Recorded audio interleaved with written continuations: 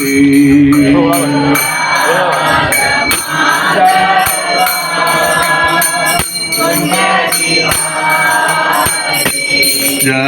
राधा माधव कुंज बिहारी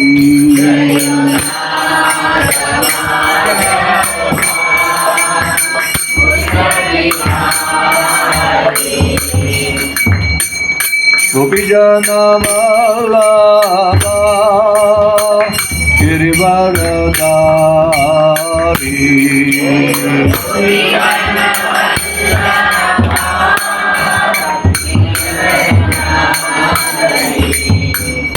गोपीजन वल्लभा गिरिवरधारी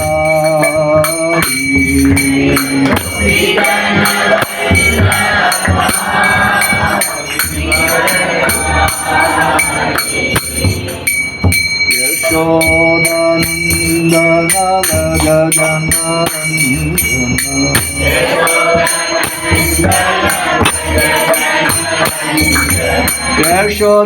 यशोदानन्दन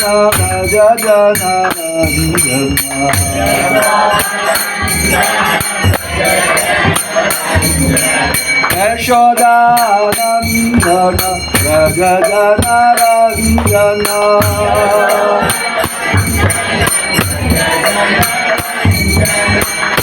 यामुना तीरावनचारी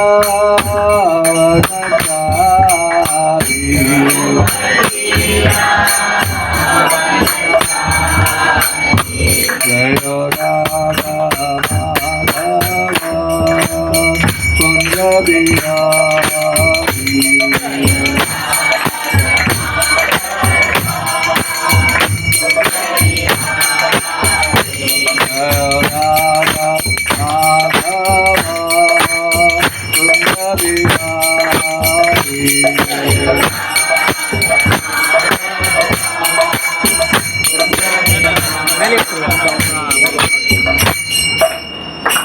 हरिनाम संकीर्तनों की श्री प्रभुपाद की गौर प्रेमानंदे।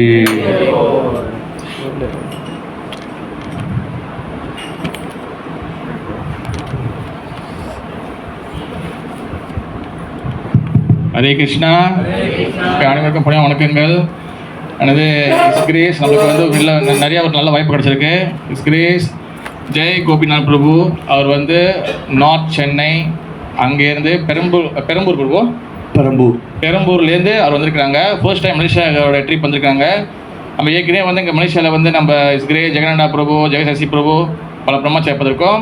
அதோடு சேர்த்து பகவான் கருணையால் நம்மளுக்கு ஒரு இன்னொரு பகவான் நம்மளுக்கு அனுப்பிவிட்டிருக்காரு. இஸ்கிரே ஜெய கோபிநாத் பிரபுக்கு ஒரு ஹரே கிருஷ்ண மதம் சொல்ல, ஹரே கிருஷ்ணா கிருஷ்ணா கிருஷ்ணா ஹரே ஹரே, ஹரே ராம ராம ராம ஹரே ஹரே. வைஷ்ணவர்கள் பக்தர்கள் இந்த மலேசியாவுக்கு தொடர்ந்து நிறைய பேர் வரணும். ஓகே. என்னோட பிரபு வந்து பார்த்தீங்கன்னா அவர் வந்து பல வருஷங்களாக வந்து இந்த கிருஷ்ண பக்தி இயக்கத்தில் நிறைய சேவை செஞ்சுருக்காரு. பிரபு வந்து மாயப்பு இன்ஸ்டிடியூட்டில் அவர் பக்தி சாட்சியை சொல்லி கொடுக்குறாரு. அப்புறம் வந்து பல கோர்ஸ்க்கெலாம் வந்து அவர் எடுக்கிறாரு. நிறைய பேர் பிரபு கிட்ட கற்றுக்கிட்டு நிறைய பேர் வந்து பக்தர்கள் நல்லா மாறி இருக்கிறாங்க. அண்ட் ஆல்சோ பிரபு வந்து is Holiness Jayapataka Swami Maharaj disciple. ஓகேவா. பிறகு வந்து பிரபு வந்து அவங்க வந்து இப்போ சன்னியாசிக்கு வந்து இது பண்ணியிருக்காங்க, அப்ளை பண்ணியிருக்காங்க. இன்னும் சில வருடங்களில் இப்போ நம்ம பிரபு கூப்பிட முடியாது, மகாராஜ் தான் நம்ம கூடுவோம். ஓகே. அதனால் பிரபுக்கிட்ட அவர் இன்றைக்கி பேசக்கூடிய தலைப்பு வந்து பார்த்திங்கன்னா கலியுகத்தின் மனித வாழ்க்கை. ஓகேவா. பிறகு பிரபு பேசி முடித்த பிறகு வந்து அடுத்து என்ன கேள்வினாலும் நீங்கள் கேட்கலாம். என்ன டவுட் இருந்தோ நீங்கள் டைரெக்டாக பிரபு கேட்கலாம். நல்ல வாய்ப்பு. ஓகேவா. முந்தி வந்து யூடியூப்பில் அந்த மாதிரி தான் பார்க்க முடியும். பிரபு நேரடியாக பார்க்குறோம். என்ன கேளுக்கோ பிரபு பிடிச்சிருங்க, பிரபு விட்டுறாதீங்க. Okay. Hare Krishna. Thank you so much பிரபு. ஓகே. ஸோ இதில் நான் மட்டும் பேச போகிறதில்ல, நீங்கள் எல்லோரும் பேச போகிறீங்க. ரைட். ஸோ இடையில ஏதாவது கேள்வி கேட்டுகிட்டே இருப்பேன், நீங்களும் பேசிக்கிட்டே இருப்பேன். ரைட். அப்படின்னா தான் கொஞ்சம் இன்ட்ரெஸ்டிங்காக இருக்கும் இல்லையா? நான் மட்டும் பேசிக்கிட்டே இருந்தால் போர் அடிச்சிடாது இல்லை? நிச்சயமா. அதுவும் பிரபு வந்து 1 மணி நேரம் வேறு கொடுத்துருக்குறாங்க. 1 மணி நேரம் நான் ஒருத்தனே உட்காந்து பேசிக்கிட்டு இருந்தேன் அப்படின்னா இல்லை? ஸோ அதனால் இப்போ என்ன பண்ணுறோன்னா நம்ம எல்லாரும் இதை விவாதிக்க போகிறோம். இந்த தலைப்பை, இந்த கலியுகத்தில் மனித வாழ்க்கை அப்படிங்கிறது ஒரு கேள்விக்குறியாக போட்டோம். அது நல்லதா கெட்டதாங்கிற பதில் நம்ம பார்க்க போகிறோம் இன்றைக்கி. சரியா? கடைசியாக பதில் நீங்கள் தான் சொல்ல போகிறீங்க. நம்ம விவாதிக்கிறத வச்சு நல்லதா கெட்டதா அப்படிங்கிறத நீங்கள் சொல்ல போகிறீங்க. ஓகே, ஸோ நம்ம ப்ரேயர்ஸோடு ஸ்டார்ட் பண்ணலாம். ஓம் ஞானதிமிராந்தஸ்ய ஞானாஞ்சனசலாக்கயா சக்ஷுருன்மிலிதமேன தஸ்மை ஸ்ரீகுரவே நமः. श्रीचैतन्यमनोभीष्टं स्थापितं येन भूतले स्वयं रूपकथा मह्यं ददाति स्वपदान्तिकं. वन्देऽहं श्रीगुरून् श्रीयुतापदकमलं श्रीगुरून् वैष्णवांश्च. श्रीरूपं साग्रजातं सहगणा रघुनाथान्वितं सजीवं साद्वैतं सावधूतं परिजनसहितं कृष्णचैतन्यदेवं श्रीराधा कृष्णपादान् सहगणा ललिता श्रीविशाखान्वितांश्च. हे कृष्ण करुणा सिन्धो दीनबन्धो जगत्पते गोपेश गोपिकान्त राधाकान्त नमोऽस्तुते. ताप्तकाञ्चन गौराङ्गी राधे वृन्दावनेश्वरी वृषभानुसुते देवी प्रणमामि हरिप्रिये. वाञ्छाकल्पतरुभ्यश्च कृपासिन्धुभ्य एव च पतितानां पावनेभ्यो वैष्णवेभ्यो नमो नमः.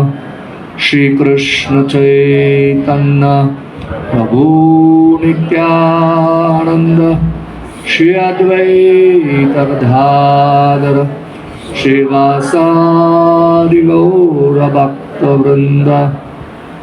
हरे कृष्णा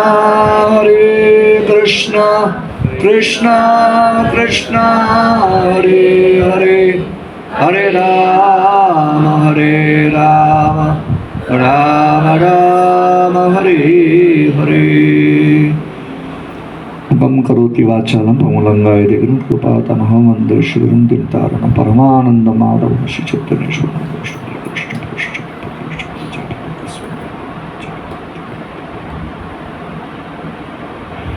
नमो विष्णुपादाय कृष्णपृष्ठाय भूतले श्रीमते भक्तिवेदांत स्वामिनिति नामिने.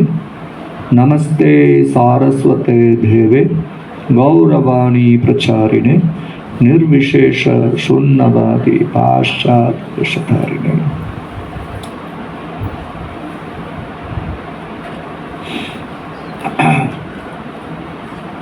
ஸோ நம்ம இன்றைக்கு கலியுகத்தில் மனித வாழ்க்கை அப்படிங்கிற தலைப்பில் விவாதிக்க இருக்கிறோம். ஸோ அதுக்கு முன்னாடி முதல் விஷயம் நம்ம என்ன தெரிஞ்சுக்கணும் அப்படின்னாக்கா, இந்த மனித வாழ்க்கை அப்படின்னா என்ன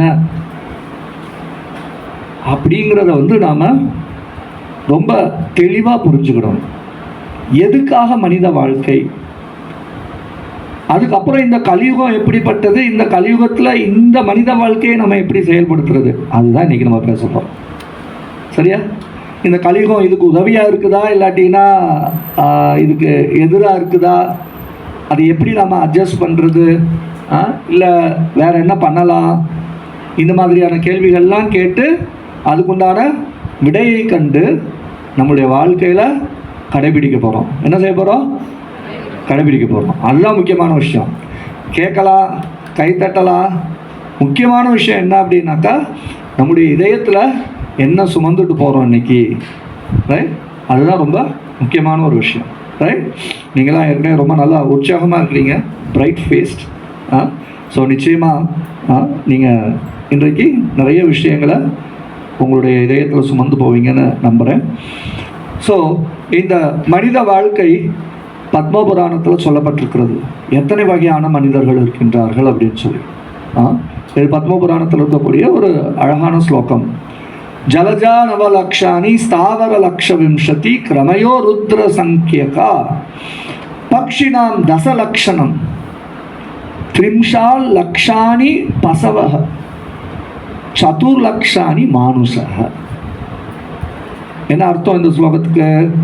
ஜலஜா நவலக்ஷாணி, இந்த நீர் வாழக்கூடிய உயிரினங்கள் 9 லட்சம் வகைகள்.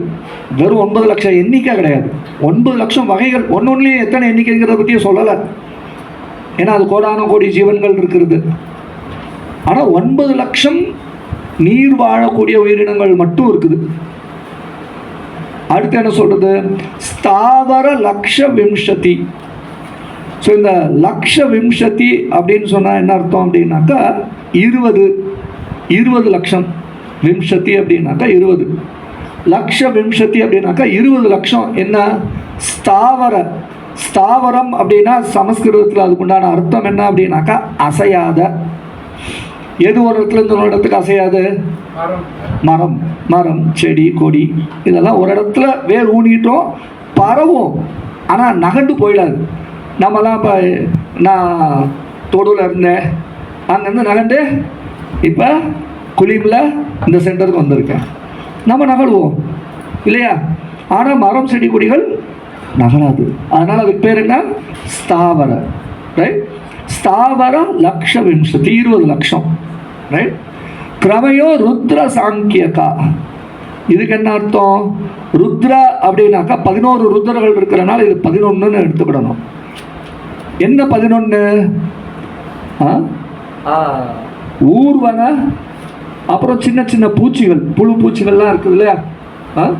ஊர்வன அப்படிங்கிறதுல நம்ம எதெல்லாம் ஊர்ந்து போதோ தரையில் அது எல்லாத்தையும் அதில் சேர்த்துக்கலாம். இது வந்து மொத்தம் 11 லட்சம். மொத்தம் எவ்வளவு? 11 லட்சம்.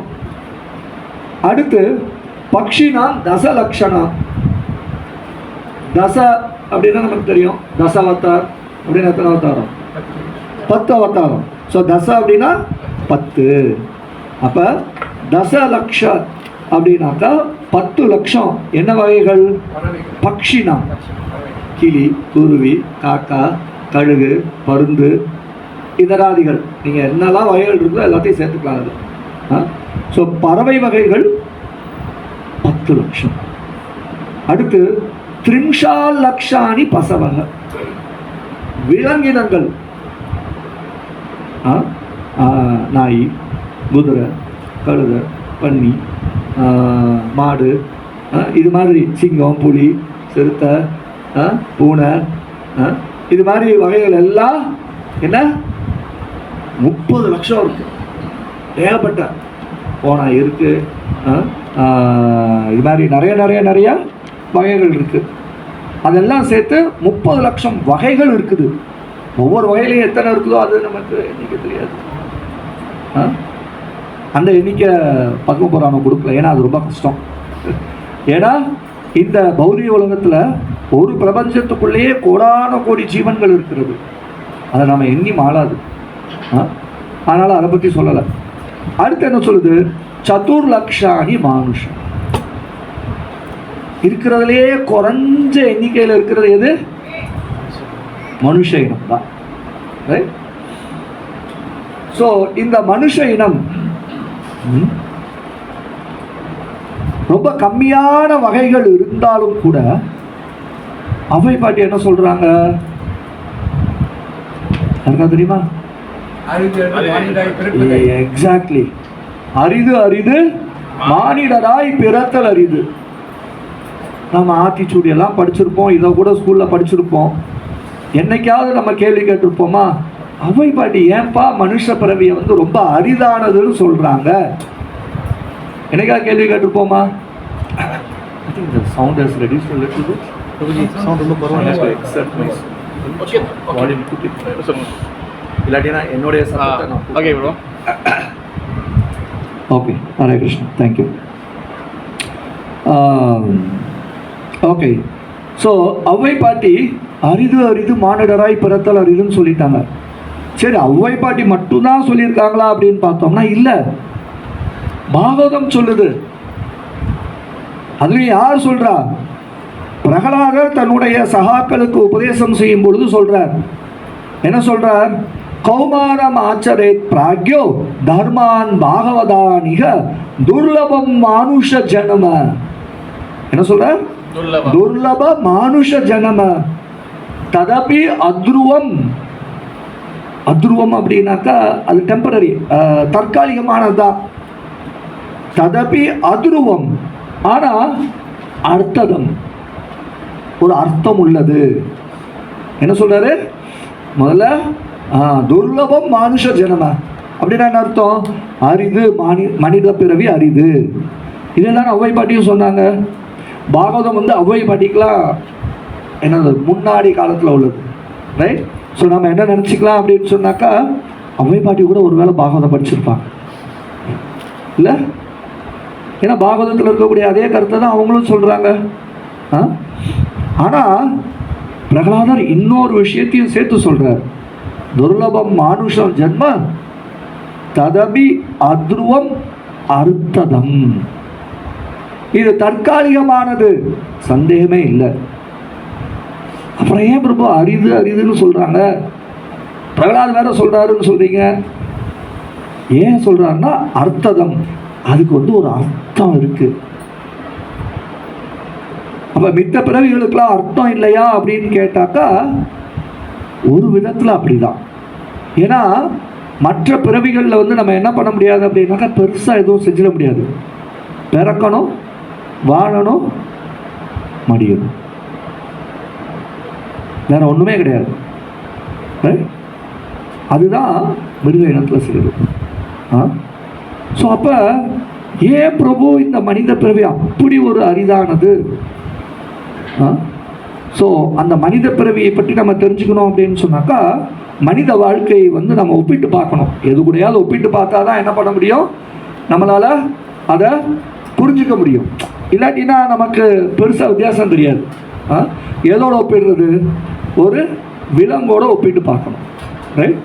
ஒரு விலங்குக்கும் ஒரு மனிதனுக்கும் இருக்கக்கூடிய ஒற்றுமை செயல்கள்லாம் என்னென்ன, ரைட்? என்ன சொல்ல முடியுமா? விலங்குகள் செய்கிறது மனுஷனும் செய்கிறான், ரெண்டும் ஒன்று தான். இந்த ரெண்டு விதத்தில் மனுஷனும் விலங்கும் ஒற்றுமை தான்ப்பா அப்படின்னு சொல்லக்கூடிய செயல்கள் என்னென்னலாம் இருக்குது? சின்ன பசங்க நிறைய ஆன்சர் பண்ணலாம். யங்ஸ்டர்ஸ், புதுசாக கோயிலுக்கு வர்றவங்க, மேபி தீட்சை வாங்கினவங்களுக்கு தெரிஞ்சிருக்கலாம். கண்டிப்பாக நம்ம கேள்விப்பட்டிருப்போம்.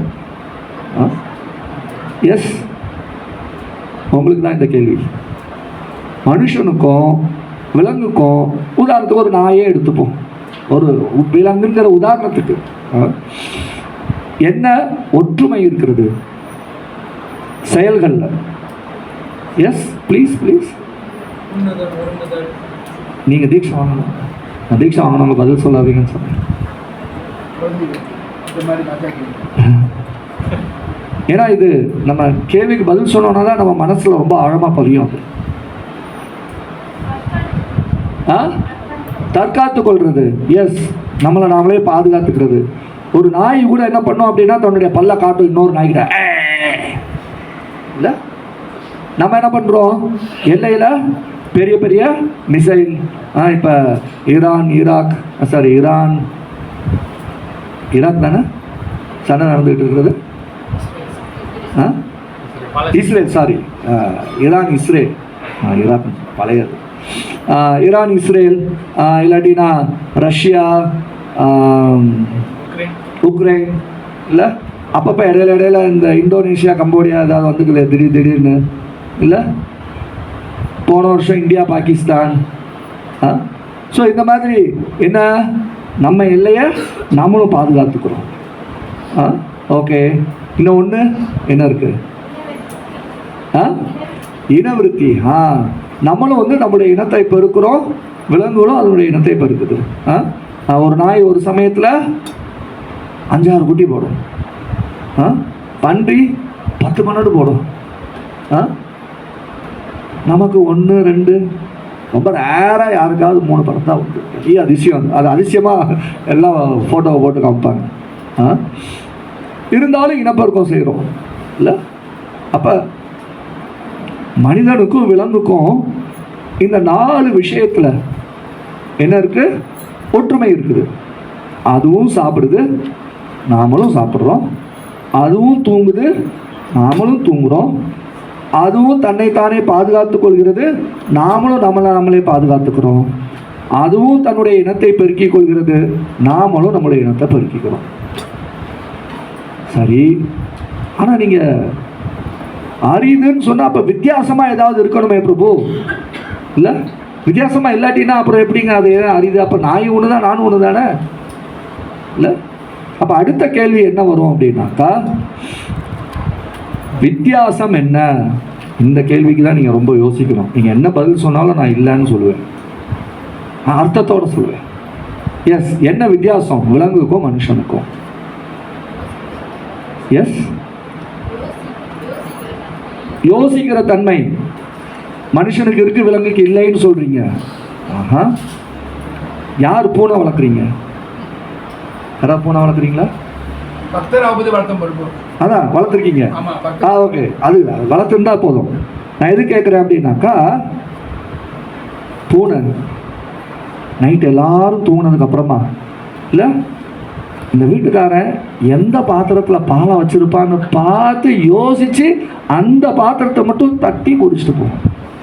இல்லை பிரபு, கரெக்ட் தானே? ஏன்னா எங்கள் வீட்லேயே நானும் இது டிவோட்டி ஆகிறதுக்கு முன்னாடி பூனை நிறையா வளர்த்துருக்கேன். இல்லை, அப்போ அதுவும் யோசிக்குதுல்ல, யோசிக்குதா இல்லையா? ஸோ எப்படி அப்புறம் இது வித்தியாசமாக இருக்கும்? நான் தான் முதல்ல சொன்னேன், நீங்கள் என்ன பதில் சொன்னாலும் நான் இல்லைன்னு சொல்லுவேன். எஸ், பதில் சொல்லுங்கள். அப்படின்னா தான் நமக்கு அது சர்னிங் கடையணும். தயிரை நல்லா கடைஞ்சாதான் என்ன வரும்? வெண்ணெய் வரும். இல்லை, எஸ், ப்ளீஸ் ப்ளீஸ். நம்மளை மாதிரி பேச முடியாது. ஓ, நம்மளை மாதிரி பேச முடியாது, ஆனால் அதுவும் பேசுது. ரைட், நம்ம சில நேரம் பார்த்துருக்கலாம், சிலர்லாம் வந்து பறவைகளோட பேசுகிறாங்க அப்படின்னு சொல்லி, அதுக்குன்னு ஒரு பாஷை இருக்குது. அதை நமக்குன்னு ஒரு பாஷை இருக்குது.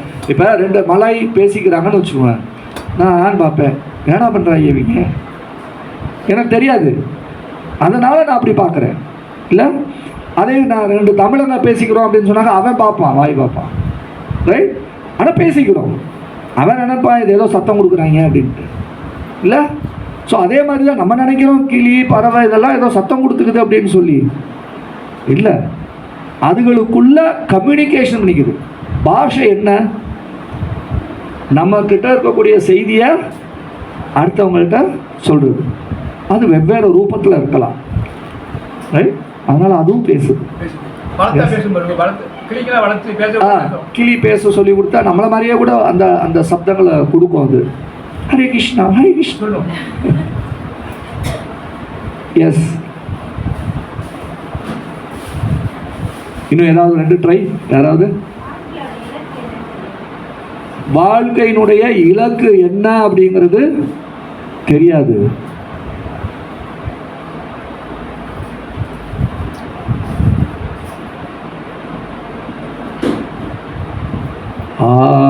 வாழ்க்கையினுடைய இலக்கு என்னன்னு தெரியாது.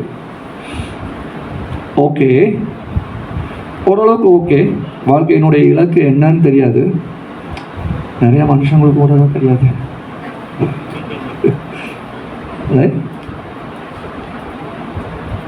எஸ், வேற என்ன வித்தியாசம் இருக்கு?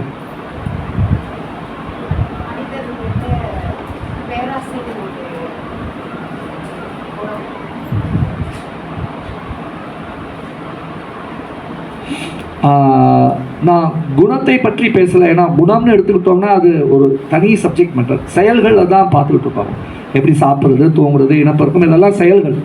ரைட், ஸோ அதே மாதிரி மனிதனுக்கும் விலங்குக்கும் இருக்கக்கூடிய வித்தியாசப்பட்ட செயல்கள் என்ன? குக்கிங், எதுக்காவது பார்க்கறது, தேடுதல். ஓகே, நான் இப்போ முதல்ல சொன்னேன் உதாரணம், பூனை கூட தனக்கு பால் எங்கே இருக்குன்னு தேடுது, நாய் தனக்கு இறை எங்கே இருக்குன்னு தேடுது, குருவி காலங்காத்தால் 5 மணிக்கு எந்திரிச்சு குச்சு குச்சு குச்சு குச்சு குச்சு குச்சு, அப்புறம் பார்த்தீங்கன்னா எல்லாம் அப்படியே பறந்து கூட்டு விட்டு போகும், எங்கே இறை இருக்குன்னு தேடி கண்டுபிடிச்சு அப்புறம் கூட்டுக்கு வந்துடுவாங்க. நம்மளை என்ன பண்ணுறோம், எந்த ஹோட்டலில் நம்ம கிடைக்கும் அப்படி போய் வெளியில் போய் சாப்பிட்டுட்டு திரும்ப நம்ம வீட்டுக்கு. இல்லை?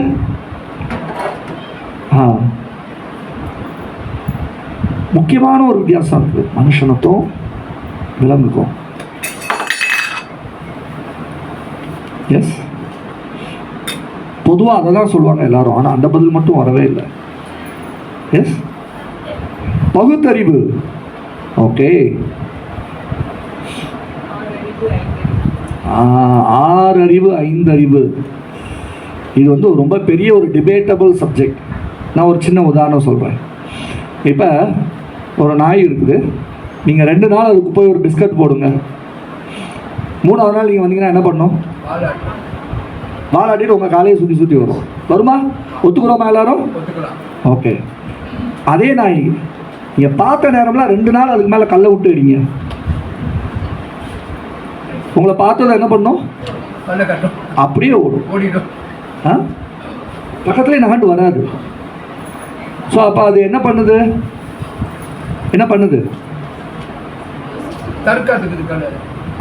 பகுத்தறியுது. இவன் எனக்கு சாப்பாடு போடுறான், இவன் நல்லவன், இவன் என்னை கண்டாலே கல்லை கொண்டு எறிகிறான், இவன் எனக்கு எதிரி. ஸோ அதுவும் பகுத்தறியுது இல்லை? Very good.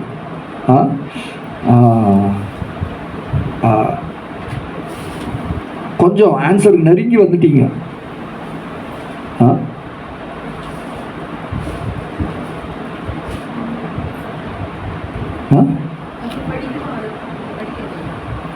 நம்ம படிக்கிறோம், அதுக்கு படிக்க தெரியாது. ஸோ படிக்கிறது எதுக்காக? அறிவை பெறுவதற்காக. அதுவும் அறிவை பெற்றிருக்குது. எதன் மூலமாக அப்படின்னாக்கா அதனுடைய இனத்தில் சீனியர்கிட்ட இருந்து. இப்போ நல்லா பார்த்தீங்க அப்படின்னாக்கா ஒரு தாய் பூனை ஒரு குட்டி பூனைக்கு எலியை எப்படி பிடிக்கிறதுன்னு சொல்லி கொடுக்கும். ஆரம்பத்தில் என்ன பண்ணோம் அப்படின்னாக்கா குட்டி எலியாக பார்த்து பிடிச்சிட்டு வந்துட்டு குட்டிக்கு முன்னாடி போட்டுட்டு இது இப்படி நின்று பார்த்துக்கிட்டு இருக்கோம். அந்த எலி ஓடுற மாதிரி இருந்துச்சுன்னா திரும்ப பிடிச்சி உள்ளே போடும். அதுக்கிடையில் இந்த சின்ன பூனை குட்டி பூனை என்ன பண்ணுவோம்னா அதோட விளையாடும். அது ஓட பிடிக்க. ஸோ இப்படியா அது என்ன பண்ணும் அப்படின்னா எலியை எப்படி பிடிக்கிறதுங்கிறத கற்றுக்குது. புரியுதா? ஸோ அப்போ அதுவும் என்ன பண்ணுது? கற்றுக்குது. நம்ம வேறு விதத்தில் கற்றுக்குறோம், அது வேறு விதத்தில் கற்றுக்குது. அவ்வளோதான். ஸோ இது சரியான ஒரு பதில் தான். ஆனால் ஒரே ஒரு வித்தியாசம் மட்டும். நம்ம இப்போ பார்த்த உதாரணத்துல எல்லாம் பூனை எதுக்கு கற்றுக்குது? எலியை பிடிக்கிறதுக்கு கற்றுக்குது. எலிங்கிறது அதுக்கு என்னது? சாப்பாடு. பாலை எங்கே இருக்குன்னு தேடி கண்டுபிடிச்சி போகுது. அந்த அறிவை பெறுது எதுக்கு? சாப்பிட்றதுக்கு. அப்புறம் ஆண் பெண் அதுக்குண்டான வித்தியாசம் தெரியும், இனப்பெருக்கத்துக்கு உபயோகப்படுத்திக்குது. அதுக்கும் கரெக்டாக அந்த சீசன் டைமில் அது வந்து இனப்பெருக்கம் செய்யும். அதுக்கும் தெரியுது கால மாற்றம் எல்லாம். ரைட். அதுக்கப்புறமா தற்காத்து கொள்வது. நாய் நல்லா பார்த்தீங்க அப்படின்னாக்கா ஒரு தெருவுக்குள்ளே வேற ஒரு தெரு நாய் புதுசாக நுழைஞ்சிச்சு அப்படின்னாக்கா வீட்டில் இருக்கிற ஒரு நாய் குலைச்சிச்சு அப்படின்னா அடுத்தடுத்து அந்த தெருவில் இருக்கக்கூடிய எல்லா நாயும் குலைக்கும். ரைட். அது வந்து அசோசியேஷன் வச்சிருக்கு. இது நம்ம தெரு. சிரிக்கிறதுக்கு விஷயம் இல்லை, இட்ஸ் ட்ரூ. ரைட். அப்போ தற்காத்துக்கிறதுக்கு யோசிக்குது, சாப்பிட்றதுக்கு யோசிக்குது, தூங்குறதுக்கு யோசிக்குது, இனப்பெருக்கம் செய்கிறதுக்கு யோசிக்குது. நாமளும் அதுக்கு மட்டுமே யோசித்தோம் அப்படின்னா அப்போ நமக்கும் விலங்குக்கும் எந்த வேறுபாடும் கிடையாது. புரியுதா? அப்போ நம்ம என்ன பண்ணுறோம்? எந்த ஹோட்டலில் சாப்பாடு நல்லா இருக்கும் யோசிக்கிறோமா? இல்லை எந்த மெத்தையில் வாங்கி வீட்டில் போட்டோம்னாக்கா நல்லா தூக்கம் வரும் யோசிக்கிறோமா? அப்புறம் நாம் எப்படி நம்முடைய இனப்பெருக்கத்தை வைத்துக் கொள்ளலாம்? இந்தியாவில் பார்த்தீங்க அப்படின்னாக்கா கவர்மெண்ட்டே கொடுக்குது. நாம் இருவர் நமக்கு இருவர், நாம் இருவர் நமக்கு ஒருவர். இங்கே என்ன பிளான்னு தெரில. ஒவ்வொரு கவர்மெண்ட்டும் ஒவ்வொரு பிளான் வச்சுருக்குது. அப்போ அந்த இனப்பெருக்கத்தை நாமளும் என்ன பண்ணுறோம், யோசிக்கிறோம். அப்புறம் நாம் எப்படி பாதுகாத்து கொள்ளலாம், நாம் S-400 வச்சுக்கலாமா, S-500 வச்சுக்கலாமா, அக்னி வச்சுக்கலாமா, பிரம்மோஸ் வச்சுக்கலாமா, தெரியல இங்கே என்னெல்லாம் ஆயுதங்கள் வச்சுருக்காங்க அப்படின்ட்டு. மொத்தத்தில் என்ன பண்ணுறோம், பாதுகாத்துக்கிறோம் இல்லை ஆயுதங்களை வச்சு. அப்போ நாமளும் இதுக்கு மட்டுமே யோசிச்சுக்கிட்டு இருந்தோம் அப்படின்னாக்கா அது நமக்கும் விலங்குகளுக்கும் எந்த வேறுபாடும் இல்லை. இதை வந்து ஹீதோபதேஷ் அப்படிங்கிற ஒரு கிரந்தம் அழகாக சொல்கிறது. ஆகார நித்திர பயம் வைத்து நம்ச சாமானியத்தா பசுபீர்னாம் தர்மோஹி தேஷாம் அதிக விசேஷோ தர்மேன ஹீன பசுபி சமானம்.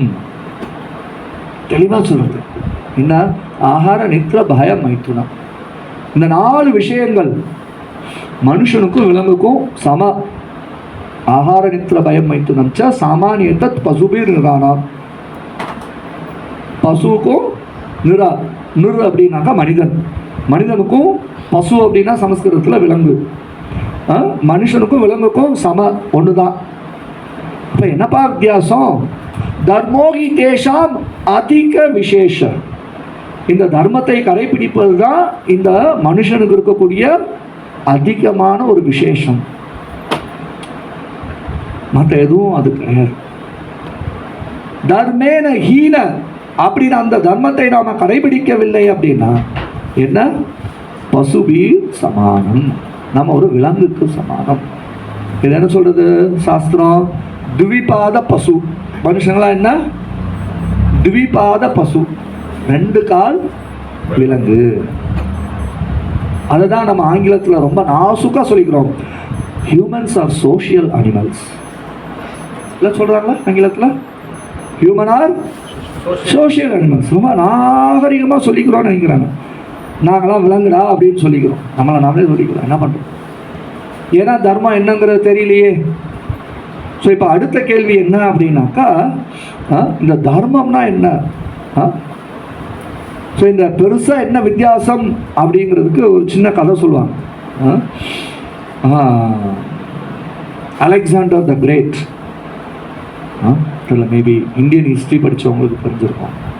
ஒரு பெரிய மன்னர், உலகம் முழுக்க நிறைய கைப்பற்றிட்டு வந்தார், இந்தியாவுக்குள்ளேயும் வந்தார். இந்தியாவில் ஒரு கூடாரம் அமைச்சிருந்தார். அவர் கூடாரம் அமைச்சிருக்கும் பொழுது அவன் கூடாரத்துக்குள்ளே ஒரு திருடன் புகுந்துட்டான். கையில் அகப்பட்டதெல்லாம் சுருட்டி தோலில் போட்டு வெளியேற போகும்போது செக்யூரிட்டி பிடிச்சிட்டான். நேராக அலெக்சாண்டருக்கு முன்னாடி கொண்டு போய் நிப்பாட்டினாங்க. அலெக்சாண்டர் வந்து அப்படியே தண்ணி மாதிரி கொதிக்கிறான். அப்படியே, என்ன தைரியம் உனக்கு, எதுக்கு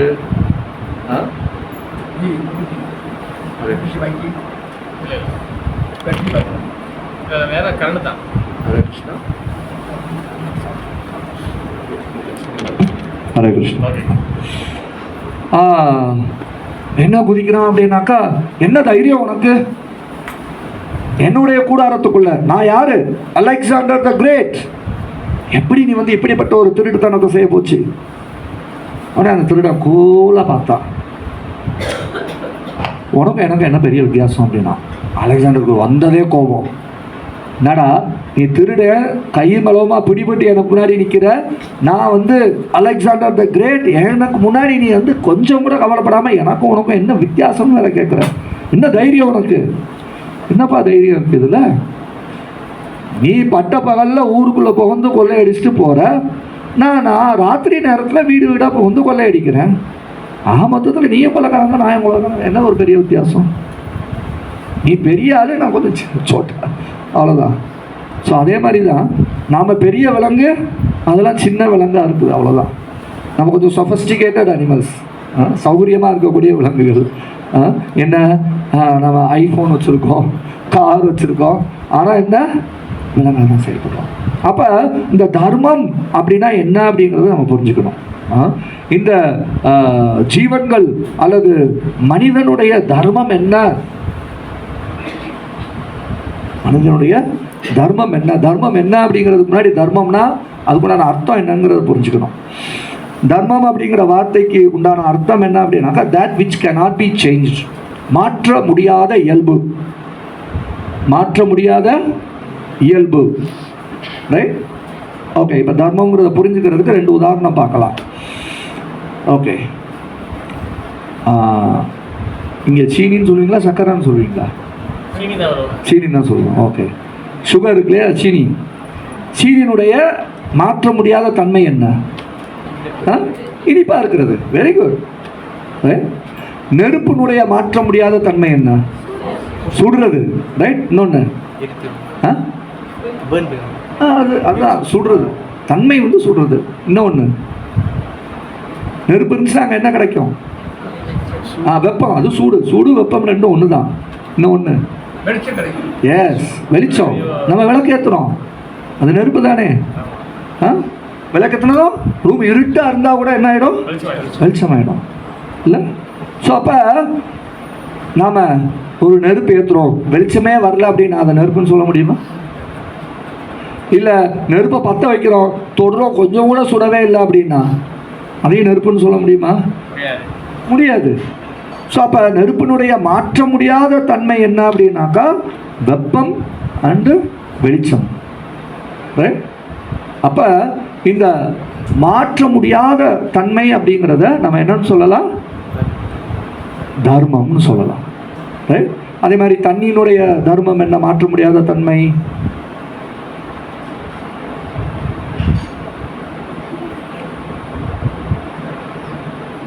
தண்ணியினுடைய மாற்ற முடியாத தன்மை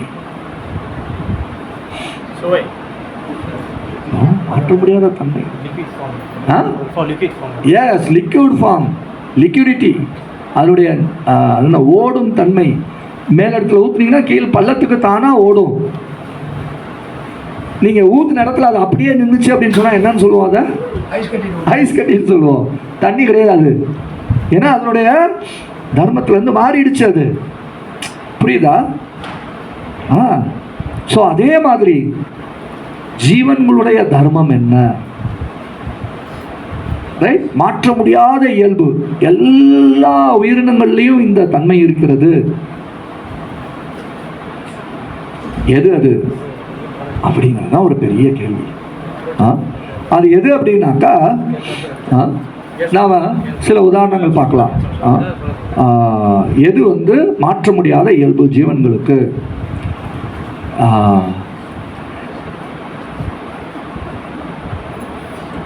எல்லா உயிரினங்களும் அன்பு செய்கிறாங்களா? ஒரு தாய் பூனை குட்டி பூனைக்கு அன்பு செலுத்துதா இல்லையா? ஒரு தாய் குருவி குஞ்சுக்கு அன்பு செலுத்துது, புழு எடுத்துட்டு வந்து பிடிச்சு கொடுக்குது இல்லை? அப்பா அம்மா குழந்தைகளுக்கு அன்பு செலுத்துகிறாங்க. எஸ் இல்லை? எந்த உயிரினம் எடுத்தாலும் சரி என்ன பண்ணுது? இந்த அன்பு பரிமாற்றம் அப்படிங்கிறது இருக்கு. ரைட்? ஈவன் ஒரு சிங்கம் கூட குட்டி சிங்கத்துக்கிட்ட அவ்வளோ அன்பாக நடக்கும், அவ்வளோ பாதுகாப்பு கொடுக்கும். எல்லா உயிரினங்கள் இடத்துலையும் அந்த அன்பு இருக்கிறத பார்க்கலாம். அப்போ ஒன்று என்ன செய்யலாம் அப்படின்னாக்கா, அன்பு அப்படிங்கிறது இந்த ஜீவனுடைய ஒரு மாற்ற முடியாத இயல்பு. அன்பு செலுத்தியே ஆகணும். நீங்கள் நல்லா பாருங்கள், அன்பு மனுஷங்களிடத்தில் செலுத்த முடியாட்டினா என்ன பண்ணுறாங்க? பெட்டு, ஒரு நாயோ ஒரு பூனையோ கழுதையோ குதிரையோ ஒன்று வாங்கி வச்சுட்டு அதை டெய்லி வாக்கிங் கூப்பிட்டு போவாங்க, அதை குளிப்பாட்டுவாங்க, அது கூட கொஞ்சுவாங்க,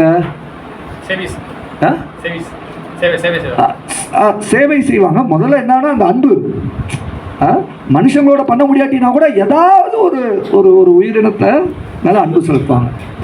சில நேரம் ஒரு பெரிய பேண்டிட்டாக இருந்தால் கூட, பேண்டிட்னா பெரிய கொலைகாரனாக இருந்தால் கூட அவனுக்கு பின்னாடி ஒரு அன்பு செலுத்தக்கூடிய ஒரு குடும்பம் இருக்கும். ஸோ அப்போ இந்த அன்பு செலுத்துறதுங்கிறது யுனிவர்சல், எல்லாரிடத்துலையும் காணப்படக்கூடிய ஒரு மாற்ற முடியாத இயல்பு. எப்படிப்பட்டவனாக இருந்தாலும் சரி அந்த கொஞ்சோண்டு அன்பு செலுத்துறதுங்கிறது இருந்தே ஆகும். யார் மேலேயாவது, அது இன்னார் மேலே தான் இருக்கணும்னு அவசியம் இல்லை. அடுத்தது, அன்புன்னு இருந்துச்சுன்னா ஆட்டோமேட்டிக்காக என்ன இருக்கணும் சொன்னீங்க? யாரோ ஆ இன்னும் அன்பு இருந்துச்சுன்னா நம்ம என்ன செய்வோம்? ஆ சேவை செய்வோம் இல்லை? இப்போ ஒரு உதாரணத்துக்கு பையன் வந்து வெளியூரில் வேலை பார்க்குறான், அங்கேயே தங்கியிருந்து, மேபி இங்கே இருந்துட்டு கேலில் தங்கியிருந்து வேலை செய்கிறான்னு வச்சுக்கலாம். மாதத்துக்கு ஒரு தடவை தான் வீட்டுக்கு வர்றான் அப்படின்னு வச்சுப்போம். வரும்போது அம்மா அன்னைக்குன்னு பார்த்து என்ன பண்ணுவாங்க? எக்ஸாக்ட்லி ரைட், பிடிச்சதை சமைச்சு போடுவாங்க. இந்தியாவிலலாம் நிறைய பேர் ஹாஸ்டலில் படிப்பாங்க. இங்கே இருக்கா அப்படி ஹாஸ்டலில் போய் தங்கியிருந்து படிக்கிறது நிறையா இருக்குதா? ஓகே. ஸோ பையன் சில நேரம் ஹாஸ்டல்லாம் போனோன்னா 2 மாதம் 3 மாதத்துக்கு ஒருக்க தான் வருவாங்க. பெரிய லீவ் விடும்போது மட்டும்தான் அனுப்பிச்சி விடுவாங்க. அப்போ பாசம், அந்த பாசத்தில் என்ன வரும்? சேவை நிறையா வரும் இல்லை? அப்போ அன்புன்னு இருந்துச்சு அப்படின்னாக்கா சேவை அப்படிங்கிறது ஆட்டோமேட்டிக்காக இருக்கும். அது இல்லாமல் நம்ம வெறும் அன்பை மட்டும் சொல்ல முடியாது. ரைட்? ஒரு சின்ன கதை சொல்கிறேன், ஜாலியாக இருக்கும். ஒரு கணவன் மனைவி இருந்தாங்க. அந்த கணவன் வேலைக்கு கிளம்பும்போது அந்த மனைவி கணவனிடத்தில் சொன்னாங்க, ஏங்க நான் உங்கள் மேலே ரொம்ப அன்பு வச்சுருக்கேன். அவங்க அப்படி இன்னைக்கு யார் முகத்தில் பிடிச்சேன்னு தெரியலையே. அப்புறம் வாசலுக்கு வந்ததும் திரும்ப இருக்க, ஏங்க நான் உங்கள் மேலே ரொம்ப அன்பு வச்சுருக்கேன். என்ன நடக்குதுன்னு தெரியலையே. ஆஃபீஸ் போனால் 1 மணி நேரத்துக்கு ஒரு ஃபோனு, ஏங்க நான் உங்கள் மேலே ரொம்ப அன்பே வச்சுருக்கேன். சரி, இன்னைக்கு ஏதோ என் மேலே ரொம்ப லக்கு வந்திருக்குதுடா. அதனால தான் சொல்லி வச்சாங்க, மனைவி அமைவதெல்லாம் இறைவன் கொடுத்தார். நான் ரொம்ப அதிர்ஷ்டசாலி தான் போல அப்படின்னு சொல்லி ஆஃபீஸ் முடிஞ்சிச்சு. வீட்டுக்கு திரும்பும்போது கொஞ்சம் பூ, கொஞ்சம் ஸ்வீட் எல்லாம் வாங்கிட்டு வீட்டுக்கு திரும்பி வர்றான். வந்ததும் ரொம்ப களைப்பாக இருக்கிறான், ஹார்ட் ஒர்க் ஆஃபீஸில். வந்ததும் மனைவி கதவை திறந்துட்டு உடனே சொல்கிறா, ஏங்க உங்கள் மேலே நான் ரொம்ப அன்பு வச்சுருக்கேன். வா, அவனுக்கு சரி நாள் முழுக்க இருக்குதே, ஒரு கன்சிஸ்டண்ட்டாக இருக்குது அப்படிங்கவும் அவனுக்கும் தலைகால் புரியலை. உடனே அவன் கேட்டான், சரிம்மா நான் வந்து ரொம்ப டயர்டாக இருக்கேன், களைப்பாக இருக்கேன், ஏதாவது சாப்பிட செஞ்சுருந்தா அப்படின்னா இல்லை ஒரு காஃபி ஏதாவது போட்டிருந்தீங்கன்னா கொண்டு வா அப்படின்னு. உடனே மனைவி சொன்னான், இல்லைங்க நான் உங்கள் மேலே ரொம்ப அன்பு வச்சுருக்கேன், அந்த அன்பை பற்றி நினச்சிக்கிட்டே இருந்து உங்களுக்கு நான் எதுவுமே செய்யலை.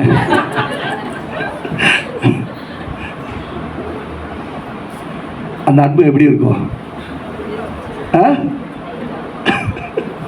இல்லை? அதை ஒரு கன்சிடரே பண்ண மாட்டாங்க யாரும் இல்லை? அப்போ எதுக்கு சொல்ல வரேன் அப்படின்னாக்கா, அன்புன்னு இருந்துச்சு அப்படின்னாக்கா நேச்சுரலாக என்ன இருக்கணும்? சர்வீஸ் இருக்கணும். ரைட்? ஸோ இது ரொம்ப முக்கியமான ஒரு விஷயம். ஸோ அப்போ மனிதர்களிடத்தில் மட்டும் இல்லை, எல்லாரிடத்துலையும், தலைவன், முதலாளி, பிஸ்னஸ்மேன், ஒர்க்கர், எல்லாருக்கிட்டையும் இது இருக்கக்கூடிய ஒர்க்கர் எனியாவது சர்வீஸ் பண்ணுறான். பிஸ்னஸ்மேன் யாருக்கு பிரபு சர்வீஸ் பண்ணுறான்? நீங்கள் கம்பெனிஸில் போய் போட்டிங்க அப்படின்னாக்கா customer satisfaction is our motto இல்லை? வாடிக்கையாளரை திருப்திப்படுத்துவது தான் எங்கள் இலக்கு. எழுதி போட்டிருக்கானா? அப்போ என்ன, அவன் கஸ்டமருக்கு சர்வீஸ் பண்ணுறான். பொலிட்டீஷியன் இங்கே எத்தனை வருஷத்துக்கு ஒருக்கா எலெக்ஷன்? 5 வருஷத்துக்கு ஒருக்கா தான் எலெக்ஷன் போது எல்லாம் வருவாங்க, உங்களுக்கு சேவை செய்ய எங்களுக்கு ஓட்டடியுங்கள். வருவாங்களா? எல்லா ஊர்லேயும் எதாவது நடக்குதுன்னு நினைக்கிறேன் இல்லை?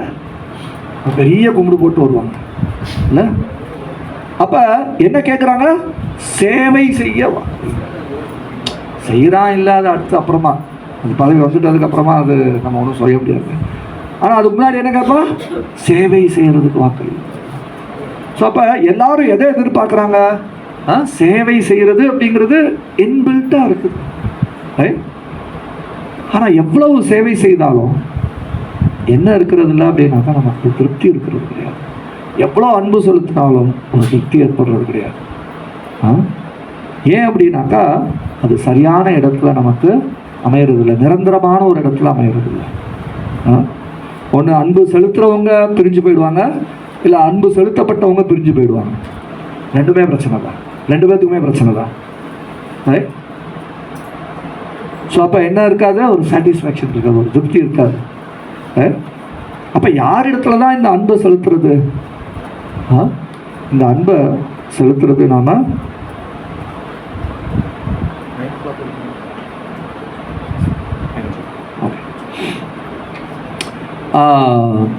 ஸோ அப்போ இந்த அன்பை நாம் நிரந்தரமான ஒரு நபரிடத்தில் செலுத்தும் போது மட்டும்தான் நமக்கு அது 100% ரெசிப்ரோகேஷன் கிடைக்கும், பிரதிபகாரம் கிடைக்கும். யார் அது? பகவானிடத்தில் மட்டும்தான். ஸோ அப்போ நாம் அன்பு செலுத்தணும், சேவை செய்யணும், அது பகவானிடத்தில். ஆனால் இந்த கலியுகம் பார்த்தோம் அப்படின்னாக்கா நம்மளை வாட்டி வதைக்குது. ஏன்னா பாகவதம் சொல்கிறது இந்த கலியுகத்தினுடைய தர்மம், அந்த கலியுகத்தினுடைய தன்மை பாகவதத்தினுடைய முதல் ஸ்கந்தத்தில் 2வது அத்தியாயம், முதல் அத்தியாயத்திலே 10வது ஸ்லோகத்தில் சொல்லப்பட்டிருக்கு. 1.1.10 பிராயேன அல்பாயுஷா கலௌயே அஸ்மின் ஜனாஹ மந்தா சுமந்த மதையோ மந்த பாக்யாகி உபதிருத்தாக. என்ன சொல்றது முதல் வாக்கியம்? பிராயேன அல்ப ஆயுஷா. இல்ல இந்த கலியுகத்துல எல்லாம் என்ன? அல்ப ஆயுஷு. அப்படின்னா என்ன அர்த்தம்? ஆல்தோ இந்த கலியுகத்தில் நமக்கு 100 வயசுன்னு நிர்ணயிக்கப்பட்டா கூட ஒரு ஆவரேஜ் ஹியூமன் எடுத்துக்கிட்டோம் அப்படின்னாக்கா மலேசியாவில் எவ்வளவு average human life? 70-75 something like that. இந்தியாவில் 64 தான் சொன்னாங்க, ரேட்டு கம்மியாக இல்லைங்க. அப்போ என்ன ஆகுது? அங்கே மனித வாழ்க்கையினுடைய அளவு அல்ப குறைஞ்சிக்கிட்டே போகுது. பாகவதம் சொல்றது கலியுகத்தினுடைய இறுதியில் மனுஷனுடைய மொத்த வாழ்க்கையை எவ்வளோதான் இருக்கும்? 30 வருஷம் தான் அதிகபட்சம். மனுஷனுடைய உயரம் எவ்வளோ இருக்கும்? 3 அடி. ஒரு கத்திரிக்காய் மரத்தில் கத்திரிக்காய் பறிக்கிறதுக்கு நாம் என்ன பண்ணணுமா? ஏணி போட்டு ஏறணுமா? பாகவதம் 12வது ஸ்கந்தத்தில் சொல்லப்பட்டிருக்கு. கலியுகத்தினுடைய தன்மைகள் எப்படி இருக்கும் அப்படின்னு சொல்லி ஒரு பெரிய விளக்கம் இருக்கிறது. நான் சும்மா சாம்பிளுக்கு ஒரு 2-3 பாயிண்ட் சொல்லியிருக்கேன். இது ஆரம்பத்திலே சொல்லப்பட்டிருக்கு பாகவதத்தில். முதலே ஒரு ஹிண்ட் கொடுத்துட்டாங்க கலியுகம் எப்படிப்பட்டது அப்படின்னு. அது மட்டுமா? சரி, ஆயுசு தான் அல்பமாக இருக்குதுப்பா, அட்லீஸ்ட் அதிர்ஷ்டமாவது இருக்குதா, இல்லை புத்திசாலியாவது இருக்கோமா அப்படின்னாக்கா இல்லை. சுறுசுறுப்பாக இருக்கோமா அப்படின்னாக்கா அதுவும் இல்லை. என்ன? மந்தமாக இருப்போம். மசம். ரொம்ப குறிப்பாக எந்த விஷயத்தில்? ஆன்மீக விஷயம். எந்த விஷயம் நாம் பகவானுக்கு அன்பு செலுத்தி சேவை செய்ய முடியுமோ அந்த விஷயத்தில் ரொம்ப மந்தமாக இருக்கும். ஒரு 12 மணி நேரம் ஷிஃப்ட் பண்ண சொல்லுங்க, பண்ணுவான். மார்னிங் ஷிஃப்ட் நைட் ஷிஃப்ட் கண்டினியூஸாக பாருடா அப்படின்னு சொல்லுங்க, பண்ணுவான். யாருக்காவது அனுபவம் இருக்கா?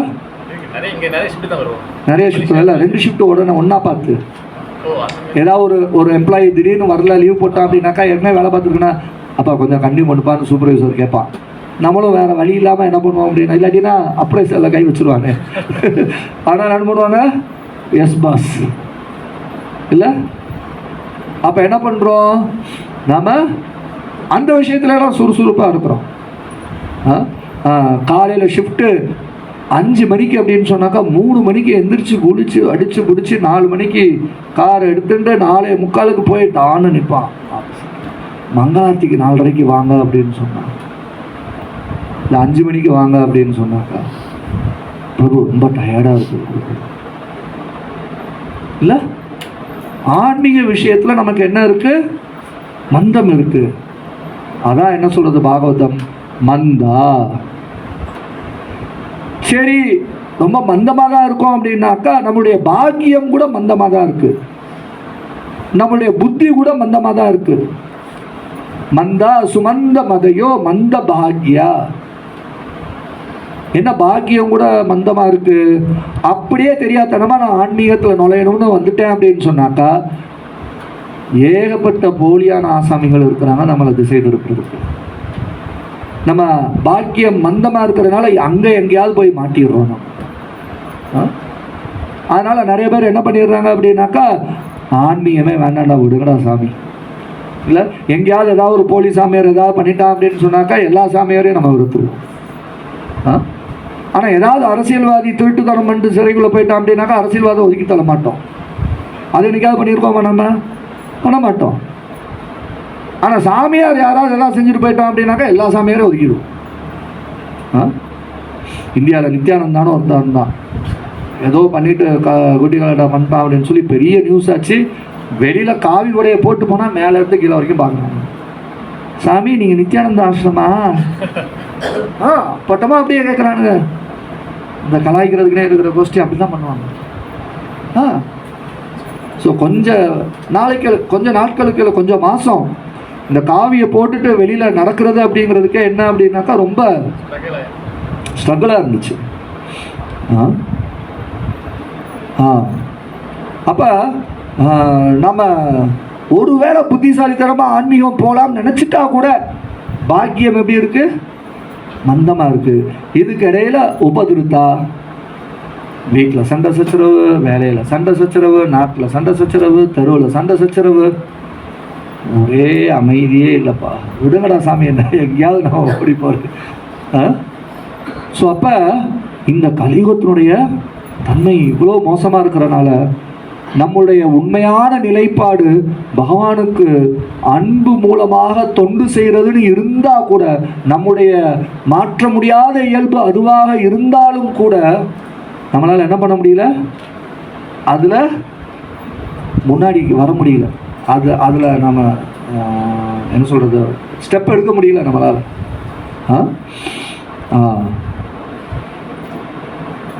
ஆனாலும் இந்த கலியுகம் இவ்வளோ மோசமானதாக இருந்தால் கூட இந்த கலியுகத்துக்குன்னு ஒரு அற்புதமான தன்மை இருக்கிறது. இது 2 ஸ்லோகத்தில் பாகவதத்தில் சொல்லப்பட்டிருக்கிறது. ஒன்று, இந்த கலியுகம் ரொம்ப எளிமையான ஒரு வழிமுறையை நமக்கு சொல்லிக் கொடுக்குது. என்ன? கிருதாயத்தியாயத்தோ விஷ்ணு திரேதாயாம் யஜதோ மகை துவாபரே பரிச்சர்யாயாம் கலௌ தத் ஹரிகீர்த்தனாத். என்ன சொல்றது? இந்த கிருத்தாயுகம் அல்லது சத்தியுகத்தில் பகவான் விஷ்ணு மீது தியானிக்கிறது தான் வழிமுறை.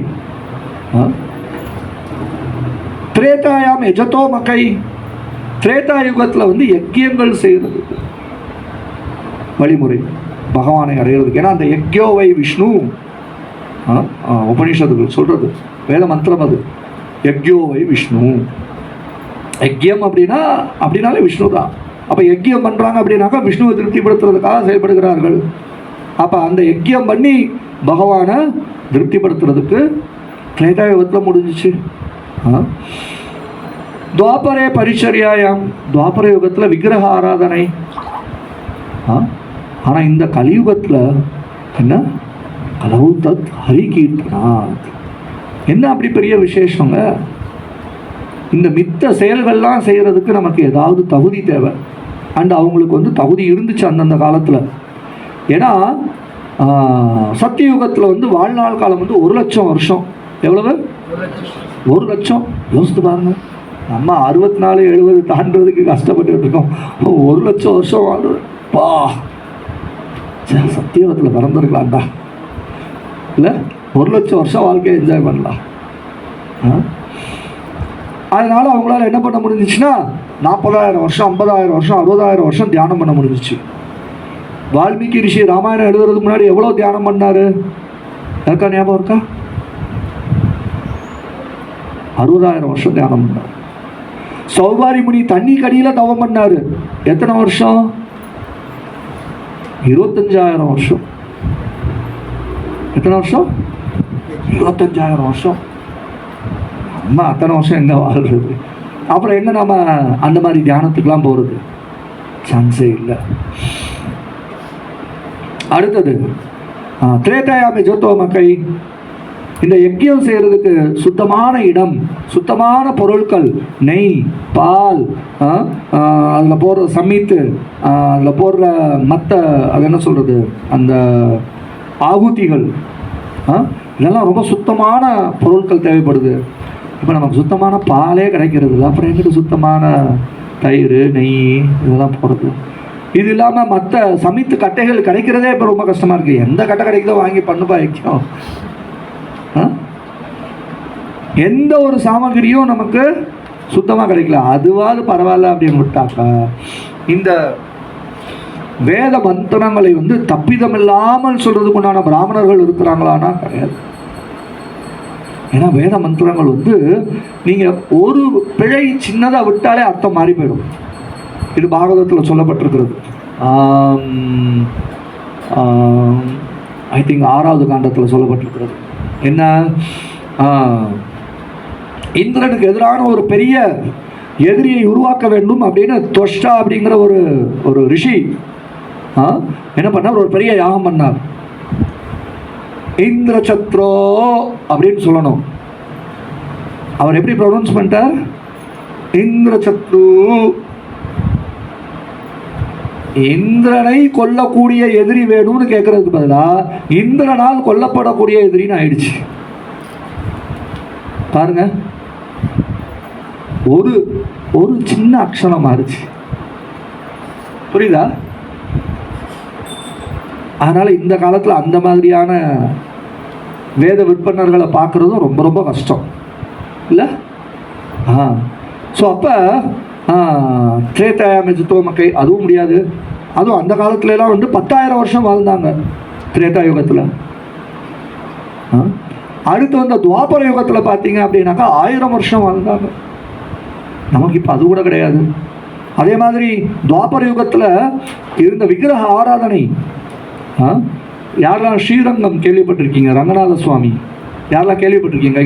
கைத்து எல்லாரும் கேள்விப்பட்டிருக்கீங்களா? நிறைய பேர் கேள்விப்பட்டிருக்கீங்க. ரங்கநாத சுவாமி போயிருக்கீங்க? ஜாய் ரங்கநாத சுவாமிக்கு. ஸோ ரங்கநாத சுவாமியை பற்றி ஒரு பாட்டு உண்டு. என்ன சொல்லுவாங்க,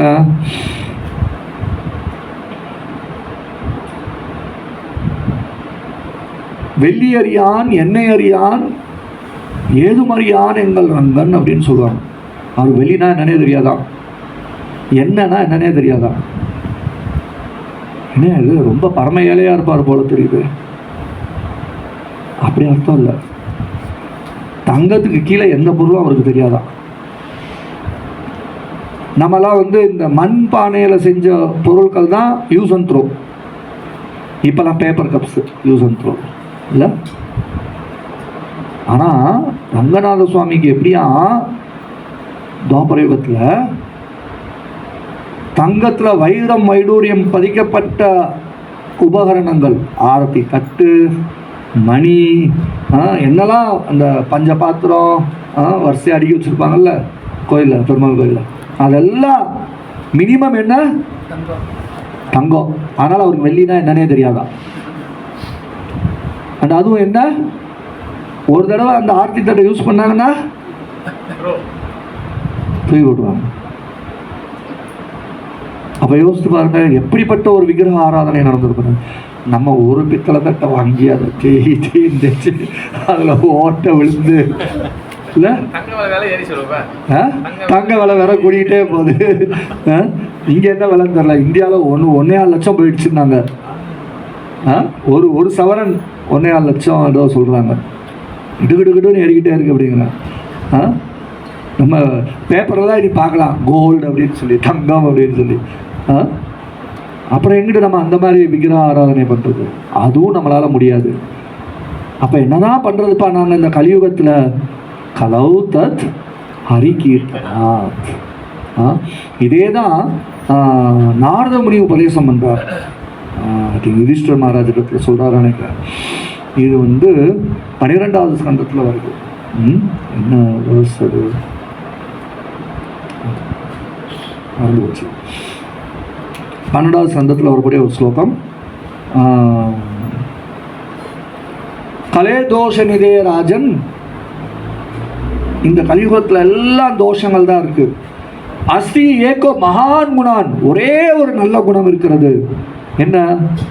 கீர்த்தனாத் ஏவ கிருஷ்ணஸ்ய முக்த சங்க பரம்பிரஜே. கிருஷ்ணனுடைய கீர்த்தனத்தின் மூலமாக ஒருத்தன் முக்த சங்க முக்தி அடைய முடியும். அது ஒண்ணுதான் இந்த கலியுகத்தில் இருக்கக்கூடிய ஒரே நல்ல விஷயம். மித்த எல்லாத்துலேயும் கலப்படம் இருக்கிறது. மித்த எல்லாத்துலேயும் கலப்படம் இருக்குது. பாலில் கலப்படம், மசாலால கலப்படம், எதில் கலப்படம் இல்லைங்கிறீங்க? கலப்படம் இல்லாதது எதுன்னு கண்டுபிடிக்கிறதே ஒரு பெரிய கஷ்டம். அந்த அளவுக்கு இப்போ கலப்படம் பண்ண ஆரம்பிச்சிட்டாங்க. அதனாலே நம்ம என்ன பண்ணிக்கிறோம்னா கண்ணை மூடிட்டு, என்ன பிரபு எதுலையுமே கலப்படம் இல்லை பிரபு, ஏன்னா பார்த்தாதானே பிரச்சனை. எல்லா விஷயத்துலையும் லெஃப்ட் ரைட் சென்டர் கலப்படம் இருக்குது. அதனால என்ன சொல்றார்? கலே தோஷ நிதே ராஜன். இந்த கலியுகத்தில் எல்லாமே தோஷங்கள் நிறைந்தது. ஏக்கி அஸ்தி மகான் குணான், ஒரே ஒரு மகத்தான குணம் இருக்கிறது. என்ன? கீர்த்தனாத் ஏவ கிருஷ்ணஸ்ய, கிருஷ்ணனுடைய கீர்த்தனம். 4 வகையான கீர்த்தனங்கள் இருக்கிறது. அதில் ரொம்ப எளிமையானது என்ன அப்படின்னாக்கா நாம கீர்த்தனம். ஏன்னா இந்த கலியுகத்தில் கிருஷ்ணர் எப்படி அவதரிக்கிறார்? கலிகாலே நாமரூபே கிருஷ்ணவதா. ஸோ அப்படி பகவானுடைய நாமத்தை சொல்லி சொல்லி சொல்லி சொல்லி சொல்லி நாம் என்ன பண்ண முடியும் அப்படின்னாக்கா அவரிடத்துல இருக்கிறதுக்கு உண்டான அந்த அன்பை நம்மளால் வளர்த்து கொள்ள முடியும். ஸோ பகவானிடத்தில் இருக்கக்கூடிய அந்த அன்பை நாம் இந்த நாமத்தை சொல்லி சொல்லி வளர்த்துக்கிட்டோம் அப்படின்னாக்கா கொஞ்சோண்டு அன்பு வளர்ந்தாலே நமக்கு ஆட்டோமேட்டிக்காக என்ன வந்துடும் அப்படின்னாக்கா சேவை செய்யக்கூடிய மனப்பான்மை வந்துடும். நம்ம எல்லாத்துக்குமே நல்லா ஞாபகம் இருக்கலாம். நம்ம ஒரு மாலை ஜபம் ஆரம்பித்தோம்னா அடுத்து சேவை செய்யும்போது நமக்கே ஒரு டேஸ்ட்டாக இருக்கும்.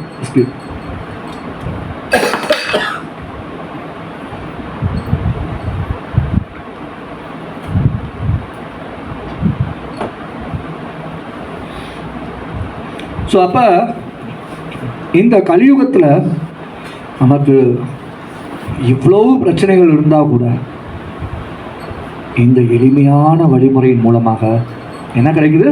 முக்த சங்க பரம்பிரஜே. அதனால தான் பிருகத் ஆரண்யக உபனிஷத், பிருகத் நாரதிய புராணம் என்ன சொல்கிறது? ஹரேர் நாம ஹரேர் நாம ஹரேர் நாமேவ கேவலம் கலௌ நாஸ்தியேவ நாஸ்தியேவ நாஸ்தியேவ கதிரண்யதா. இந்த கலியுகத்திலே இந்த ஹரிநாமத்தை தவிர ஹரிநாமத்தை தவிர ஹரிநாமத்தை தவிர வேறெதுவும் கதி இல்லை, வேறெதுவும் கதி இல்லை, வேறெதுவும் கதி இல்லை. ஸோ அப்போ நம்மளுடைய உண்மையான தன்மை என்ன? ஜீவேர ஸ்வரூபஹோய் கிருஷ்ணேர நித்ய தாஸ். ஸோ இந்த நம்முடைய நித்தியமான தன்மையை நாம் அடைகிறதுக்கு ரொம்ப எளிமையான வழிமுறையை ஸ்ரீ சைத்தன்ய மகாபிரபு நமக்கு சொல்லிக் கொடுத்துருக்கிறார். அது இந்த கலியுகத்தில் மட்டும்தான் அவைலபிள். எந்த கலியுகத்தில் சைத்தன்ய மகாபிரபு தோன்றுறாரோ அப்போ மட்டும்தான் கிருஷ்ணனுடைய நாம சங்கீர்த்தனம் கிடைக்கிறது. மற்ற கலியுகங்களெல்லாம் விஷ்ணுனுடைய நாமங்கள் தான் உண்டு. கிருஷ்ணனுடைய நாமம் கிடைக்கவே கிடைக்காது. ஸோ அப்போ நாமெல்லாம் அரிது அரிது அரிதிலும் அரிதுன்னு சொல்லணும். ஏன்னா இந்த கலியுகத்தில் பிறந்திருக்கோம்ல மனுஷனா. அதனால மகாபிரபு சொல்றார், முதல்ல நம்ம என்ன பண்ணோம்?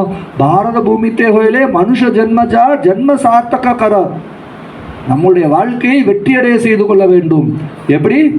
பகவானுடைய நாமத்தை ஹரே கிருஷ்ணா கிருஷ்ணா கிருஷ்ணா ஹரே ஹரே ஹரே ராம ராம ராம ஹரே ஹரே அப்படின்னு பகவானுடைய நாமத்தை சொல்லி நாம் பகவானோட அன்பை வளர்த்து கொண்டு நாம் முக்த சங்க பரம்பிரஜே.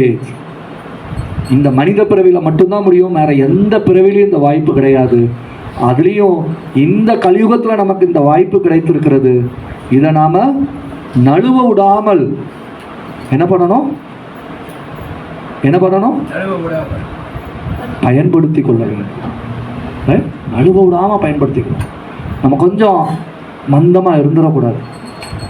இந்த கலியுகத்தினுடைய தாக்கம் இருக்கும். ஆனால் நம்ம பக்தர்களுடைய சங்கத்தில் இருக்கும்போது கலியை எதிர்த்து நாம் நிற்கலாம். ஸோ அதனால் இந்த பக்த சங்கத்தில் நாம் ரெகுலராக கூடி இந்த கலியுகத்தினுடைய எளிமையான வழிமுறை. வேற எந்த யுகத்திலையும் இந்த வழிமுறை கிடையாது. மித்த வழிமுறைகள்லாம் வந்து ஏதாவது முன் தொகுதி தேவை. ஆனால் இந்த கலியுகத்தில் இந்த ஹரிநாமத்தை சொல்றதுக்கு எந்த முன் தொகுதியும் தேவையில்லை. முந்தின யுகங்களெல்லாம் வந்து அங்கஹீனமாக இருந்தால் இந்த மாதிரியான ஆன்மீக செயலுக்குள்ளே போகவே முடியாது. இப்போ அதெல்லாம் கிடையவே கிடையாது. யார் வேண்டுமானாலும் செய்யலாம். ஒன்னே ஒன்று தான் தேவை, கிருஷ்ணரை புரிந்து கொண்டு கிருஷ்ணருடைய நாமத்தை ஜபிக்க ஆரம்பிக்க வேண்டும். அவ்வளோதான். யாரெல்லாம் செய்யலாம்? யாருக்கெல்லாம் நாக்கு இருக்குதோ, யாருக்கெல்லாம் காது இருக்கோ அவங்களுக்கெல்லாம் செய்யலாம். ஸோ இப்போ ஒரு கேள்வி, கடைசி கேள்வி, என்னுடைய டைம் ஆயிடுச்சு. யாருக்கெல்லாம் காது இருக்குது, யாருக்கெல்லாம் நாக்கு இருக்குது, கை தூக்கலாம். நாக்குக்கு ஒரு கை, காதுக்கு ஒரு கை தூக்குங்க. ஹரிபோ ஹரிபோ. ஸோ அப்படின்னு அர்த்தம் எல்லாருமே ஜெபிக்கலாம். எந்த பாகுபாடும் கிடையாது. ஆண் பெண், பெரியவங்க சின்னவங்க, படித்தவங்க படிக்காதவங்க, வேலை செய்கிறவங்க வேலை செய்யாதவங்க, சம்பாதிக்கிறவங்க சம்பாதிக்காதவங்க, வெள்ளை கருப்பு நெட்டை குட்டை, எந்த பாகுபாடும் கிடையாது. இந்த வாய்ப்பு இந்த கலியுகத்தில் மட்டும்தான். Graph it, don't miss it. Okay. Hare Krishna. Time is 9:02. Hare Krishna. ஏதாவது கேள்வி இருந்துச்சுன்னா கேட்கலாம்.